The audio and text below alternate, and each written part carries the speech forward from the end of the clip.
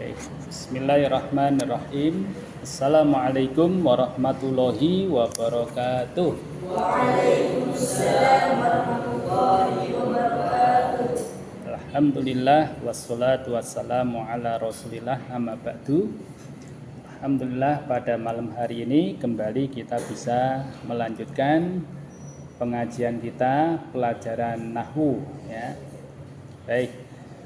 Namun sebelumnya salawat dan salam semoga tercurahkan pada junjungan kita Nabi Agung Muhammad Sallallahu Alaihi Wasallam dan juga kepada umatnya dari kalangan kaum muslimin dan muslimat hingga yaumil qiyamah. Amin ya rabbal alamin. Pelajaran kita pada malam hari ini murojaah tentang al-mubtada'u wal khobaru ya, al-mubtada'u wal khobaru, mubtada dan khobar.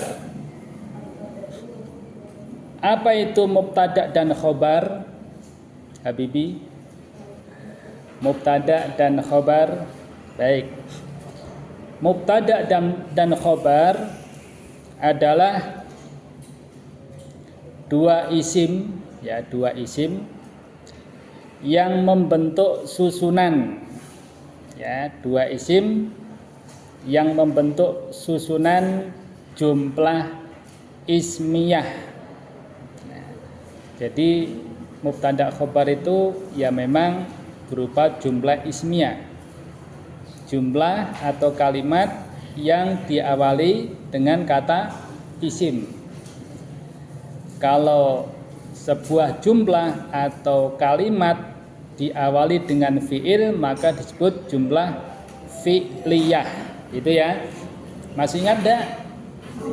Nah, Umar belum tahu karena belum pernah belajar ya, Mar ya. Nah, baik. Sehingga berkenaan dengan arti mubtada, ya mubtada adalah isim yang diterangkan. Ya, mubtada adalah isim yang diterangkan. Dengan kata lain subjek. Sedangkan khobar adalah isim yang menerangkan ya, isim yang menerangkan, dengan kata lain predikat ya. Jadi ada isim yang diterangkan, ada isim yang menerangkan. Isim yang diterangkan itulah mubtada ya, mubtada ya, subjek. Adapun isim yang menerangkan itulah khobar. Jadi khobar itu menerangkan ya mubtada tersebut. Jumlah yang terdiri dari mubtada dan khobar disebut jumlah ismiyah. Nah, jumlah di sini maksudnya kalimat ya. Kalimat, sebuah kalimat yang ya terdiri dari mubtada dan khobar itu disebut jumlah ismiyah karena diawali dengan kata isim di situ. Ya, diawali dengan kata isim. Nah, siapa yang buka bab mubtada khobar di situ? Baca deh, apa arti mubtada di situ? Bisa nggak? Coba saya pinjam. Ya. Ya, al-mubtada'u wal khobaru ismani tatarokkabu minhuma jumlatan ismiyatan jumlatun ismiyatun. Nah, jadi mubtada dan khobar itu adalah dua isim yang tersusun dari keduanya berupa jumlah ismiyah. Jumlah ismiyah itu maksudnya kalimat ismiyah ya. Mislu contohnya adalah al-ilmu nafi'un. Jadi contohnya adalah apa? Al-ilmu nafi'un. Apa artinya al-ilmu nafi'? Ya, ilmu itu bermanfaat. Jadi ilmu itu namanya mubtada. Nafi'un itu namanya khobar. Ilmu itu yang diterangkan, sedangkan nafi' itu yang menerangkan. Itu ya, bisa dipahami ya. Ya, kalau disebut ilmu saja ini kan ilmu apa ini kan gitu ya. Tapi ketika ada terusan al ilmu nafi'un, ilmu itu bermanfaat, maka baru kita tahu bahwasanya al ilmu tadi itu bermanfaat. Diterangkan oleh apa? Khobarnya tadi. Nah, nafi' di sini khobarnya. Sedangkan al ilmu itu mubtada, sedangkan nafi'un itu khobarnya. Dua-duanya marfu. Karena dalam nahwu ya, yang namanya mubtada itu wajib marfu. Begitu juga khobar. Khobar juga harus marfu. Marfu itu apa maksudnya? Dhamma ya. Jadi alamat asal, tanda asal marfu itu yang dhamma ya, begitu ya. Contohnya lagi yaitu al-ustadu maridun. Al-ustad apa artinya? Ustad. Maridun sakit. Ustad itu sakit. Nah, ustad di sini yang diterangkan, ya kan? Karena mubtada dia. Sedangkan maridun yang menerangkan keadaan ustad tadi.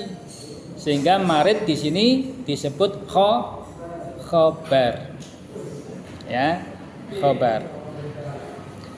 Aliyun ghaniyun. Ali ghaniyun apa artinya? Ali itu kaya. Aliyun ghaniyun. Ali itu mubtada marfu, sedangkan ghaniyun khobar mubtada marfu juga ya. Nah, sedangkan ghani itu yang menerangkan keadaan Ali. Sedangkan Ali itu yang diterangkan. Paham enggak? Paham ya? Oke. Anta mujtahidun. Ya, anta mujtahidun. Anta artinya apa? Lo. Lo. Kamu, engkau, ya. Ya, ente gitu ya kalau bahasa ininya. Jadi engkau atau kamu mujtahidun. Ya, mujtahidun seorang mujtahid. Ya, mujtahid itu ya ahli ijtihad. Umpamanya ada suatu permasalahan, kemudian hukumnya apa, dia bisa memberikan hukum, tentunya dengan dalil-dalil yang sahih, ya. Baik.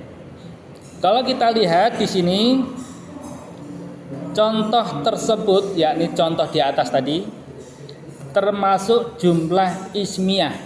Ya, jumlah ismiyah, kalimat isim. Perhatikan Habibi ya. Karena terdiri dari dua isim. Yang pertama disebut mubtada ya, yaitu adalah yang diterangkan tadi, dan yang kedua disebut khobar ya, adalah yang menerangkan. Nah, gitu ya. Mubtada itu yang diterangkan, sedangkan khobar yang menerangkan. Dalam istilah bahasa kita, yakni bahasa Indonesia ya, jumlah ismiyah disebut susunan kalimat subjek dan predikat. Jadi subjek kemudian ada predikat. Ya. Mubtada dan khobar termasuk isim yang marfu. Jadi mubtada itu sendiri itu juga marfu, khobarnya juga marfu. Ya. Makanya tadi contohnya al ilmu nafi'un. Tidak boleh dibaca al ilma nafi'in, tidak boleh. Tidak boleh. Ya kan? Nah, apalagi ya? Al ilmu umpamanya nafi'an, tidak boleh juga. Ya. Atau sebaliknya al ilmi nafi'un. Loh, kok begitu? Salah. Ya kan? Yang benar apa? Al ilmu nafi'un. Ya, al ilmu itu marfu, mimnya di dhammah, ya kan? Kemudian nafi'un, ainnya juga di dhammah. Ya.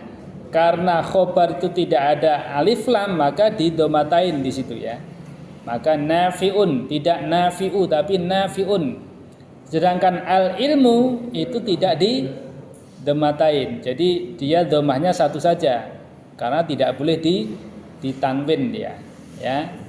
Nah, jadi al ilmu tidak boleh, umpamanya ada lafal alif lam, ya kan? Alif lam di situ, kita bacanya al-ilmun. Nah, tidak boleh ya.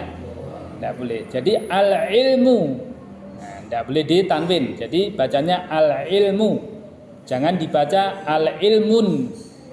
Al-ilmun nafi'un. Nah, salah. Jadi yang benar al-ilmu nafi'un. Itu ya. Kemudian berkenaan dengan pembagian mubtada. Ya, mubtada itu terbagi menjadi dua. Ada dhohirun, ada dhomirun. Dhohirun yakni mubtada yang terdiri dari isim dhohir seperti nama orang atau nama benda. Ya, nama orang seperti apa? Aliyun, Ghaniyun. Ali, nah ini adalah nama orang, boleh dia sebagai mubtada, boleh ya, aliyun ya.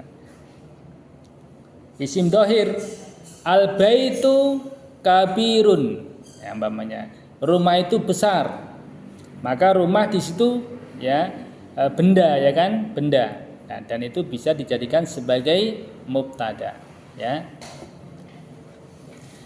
Jadi isim dhohir. Yang kedua domir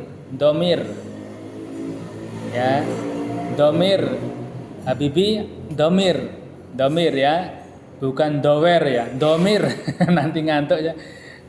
Domir kata ganti ya, paham ya. Nah, domir yakni mubtada yang terdiri dari isim domir ya, anta, antuma, antum, anti, antuma, antunna, ana, nahnu, huwa, huma, hum, iya, huma, hunna. Itu isim domir. Nah, hafal dah? Huwa, huma, hum, iya, huma, hunna, anta, antuma, antum, anti, antuma, antunna, ana, nahnu. Nah, yuk siapa yang hafal? Nah, kauris yuk. Huwa, huma,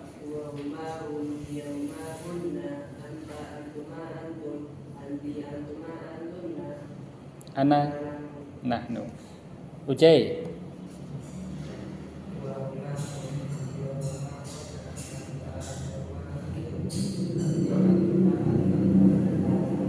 Baik. Farhan.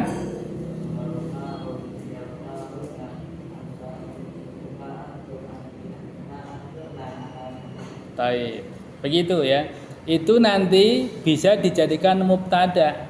Umpamanya kamu seorang thalib, seorang siswa, maka anta thalibun.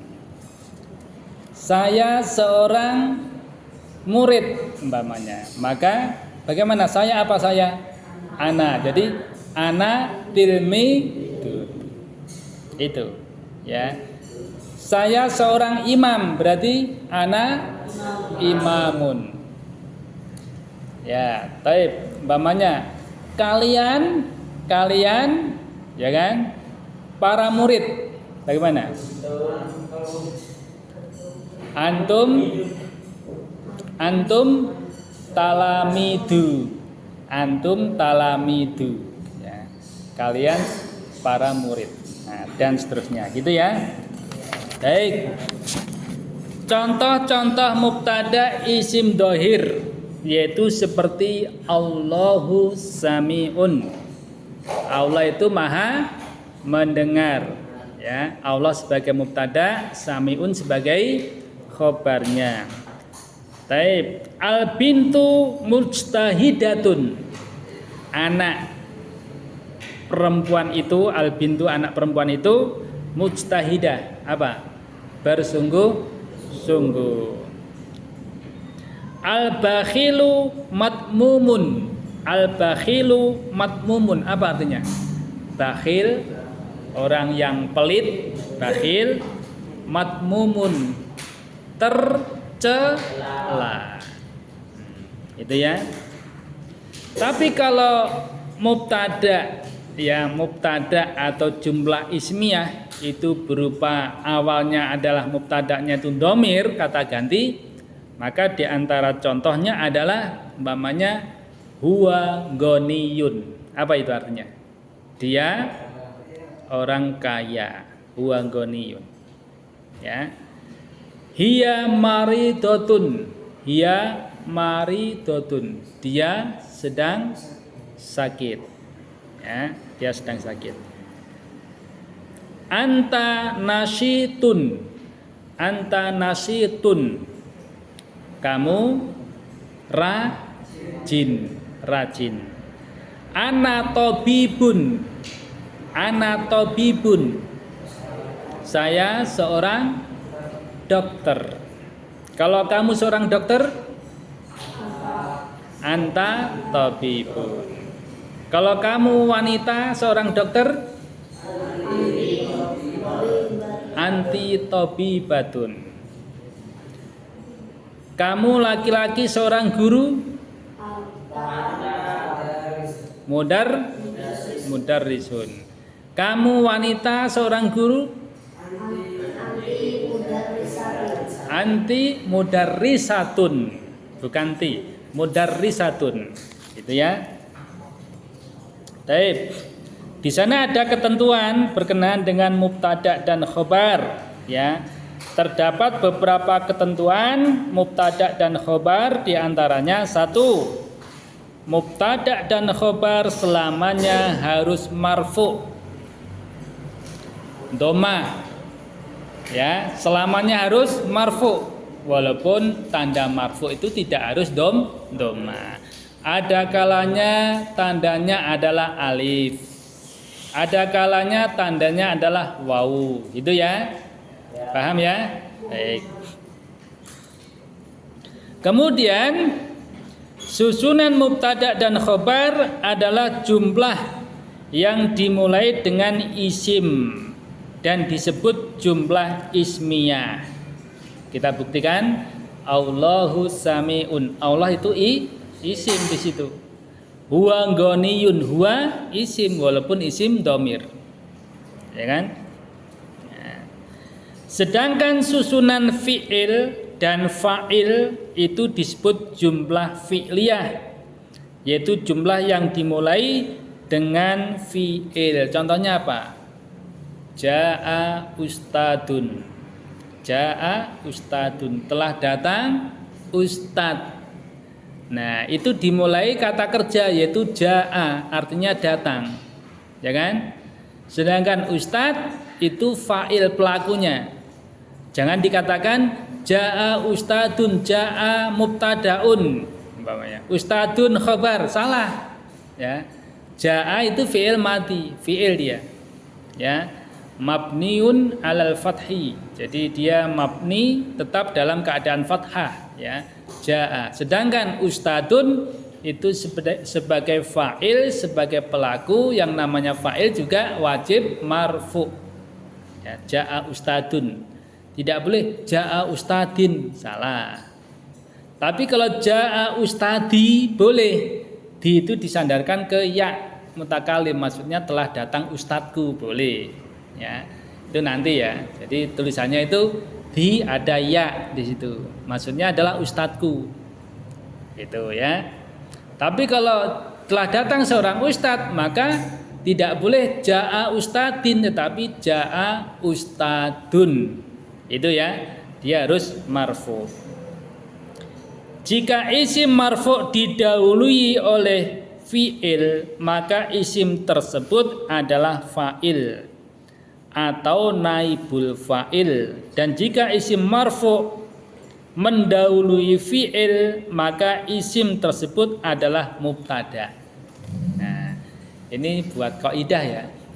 Kalau ada sebuah isim kok didahului oleh fi'il, kata kerja, maka isim tersebut, ya, kalau tidak dia sebagai fa'il, ya naibul fa'il.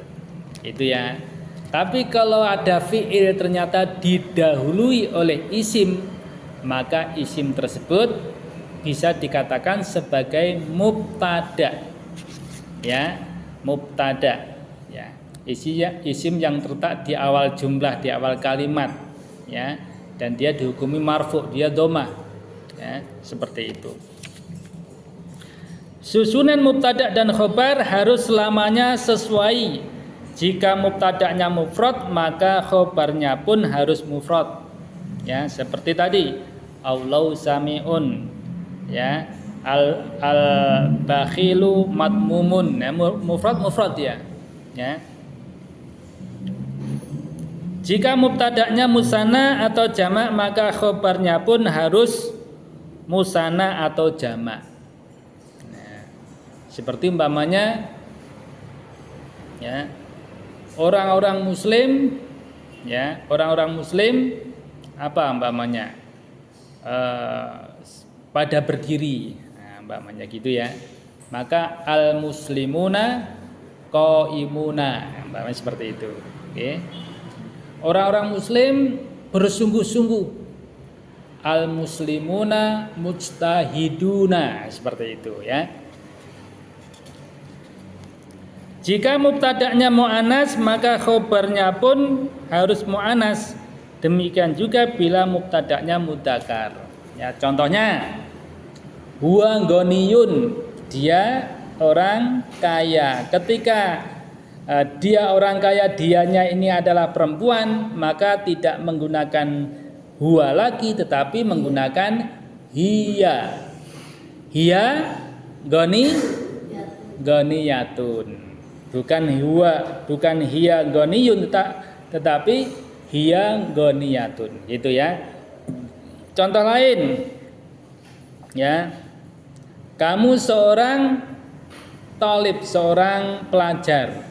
Kalau laki-laki apa? Anta talibun. Tapi kalau kamu wanita seorang pelajar bagaimana? Anti talibatun. Anti talibatun. Masya Allah. Ya. Baik, yang terakhir, isim marfu yang didahului oleh fi'il maklum, maka isim tersebut adalah fa'il. Jadi isim yang marfu didahului oleh fi'il maklum, ya fi'il maklum itu umpamanya ya doroba itu fi'il maklum. Kalau fi'il majhul itu duriba kan gitu ya. Doroba umpamanya doroba aliyun kalban. Ya, Ali telah memukul seekor anjing, ya kan? Nah, maka Ali di sini fa'ilnya, anjing sebagai maf'ul bihnya, dia mansub. Umpamanya dijadikan susunan majhul, maka alinya dibuang, kemudian doroba itu diganti menjadi duriba. Sedangkan kalban itu ditarik ke depan, maka menjadi kalbun. Duriba kalbun. Maka kalbun di sini dia sebagai naibul fa'il, ya pengganti fa'il tadi. Nah, gitu ya. Isim marfu yang didahului oleh fi'il majhul, maka isim tersebut adalah naibul fa'il tadi ya. Contohnya yang duriba kalbun, ya. Anjing telah dipukul. Yang mukul siapa? Habibi. Ya. Maka kalau dijelaskan di situ doroba habibi kalban, ya Habibi telah memukul seekor anjing. Ketika habibinya dihilangkan, maka doroba menjadi duriba, kemudian kalbannya ditarik ke depan, pengganti sebagai fa'il tadi, maka menjadi kalbun, bukan kalban lagi, kalbun. Duriba kalbun, itu ya, anjing telah dipukul. Itu ya, dia marfu, fa'il juga marfu, naibul fa'il juga marfu, itu ya. Yang terakhir, isim marfu yang sebelumnya tidak ada fi'il maklum atau majhul, maka isim tersebut adalah mubtada. Ya, jadi tidak ada fi'il, baik itu fi'il maklum maupun fi'il majhul. Tapi ujuk-ujuk di situ di depan tulisannya adalah isim, kan gitu ya, isim. Maka isim tersebut adalah mubtada, permulaan suatu kata, ya, yang dihukumi dia harus marfu, dia harus dhammah, ya, seperti itu. Wallahu taala alam. Semoga yang sedikit ini bermanfaat, banyak kekurangan mohon dimaafkan. Kita akhiri dengan membaca doa. kafaratul majlis. Subhanakallahumma wa bihamdika asyhadu an la ilaha illa anta astaghfiruka wa atubu ilaik. Wassalamualaikum warahmatullahi wabarakatuh.